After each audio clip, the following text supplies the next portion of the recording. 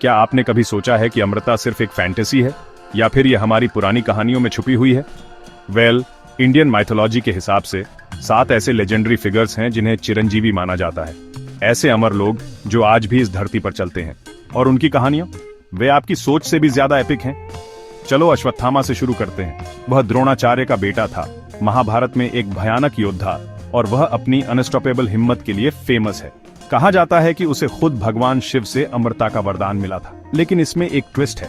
उसकी अमरता असल में एक श्राप है जो उसे अपनी करनी का दर्द लिए हमेशा धरती पर भटकने पर मजबूर करती है, सोचने पर मजबूर करता है ना? अमृता हमेशा आशीर्वाद नहीं होती। नेक्स्ट राजा बलि है। वामन विष्णु के बौने अवतार की कहानी याद है?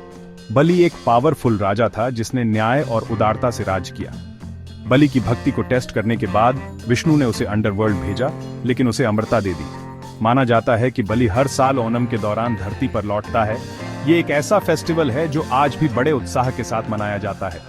अब महर्षि वेदव्यास, ये ऋषि महाभारत के असली ऑथर और वेदों के कंपाइलर हैं। उन्हें ज्ञान का एक चलता फिरता एनसाइक्लोपीडिया माना जाता है, और कुछ कहते हैं कि वह अभी भी वही हैं, सीकर्स और ऋषियों को गाइड कर रहे हैं। सोचो उस व्यक्ति से मिलना जिसने लिटरली किताबें लिखी।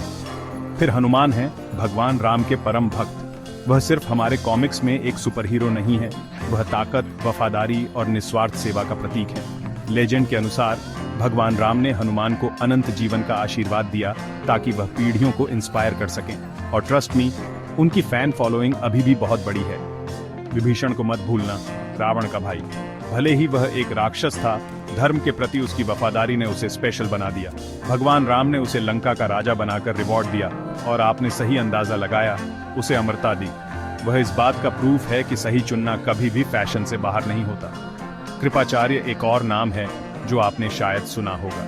वह कौरवों और पांडवों दोनों के गुरु थे, और वह अपने गहरे ज्ञान और निष्पक्षता के लिए जाने जाते हैं। लेजेंड्स कहते हैं कि वह अभी भी आसपास हैं, पुरानी परंपराओं को बचा रहे हैं और अपना ज्ञान पास ऑन कर रहे हैं। और आखिर में परशुराम, विष्णु के छठे अवतार। अपनी फेमस कुल्हाड़ी से उन्होंने करप्ट राजाओं का सफाया किया और बैलेंस बहाल किया।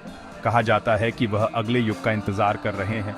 जब भी दुनिया को उनकी जरूरत होगी, वह लौटने के लिए तैयार है। तो ये 7 अमर सिर्फ कहानियां नहीं हैं, वे याद दिलाते हैं हिम्मत, ज्ञान, वफादारी और सही के लिए खड़े होने की।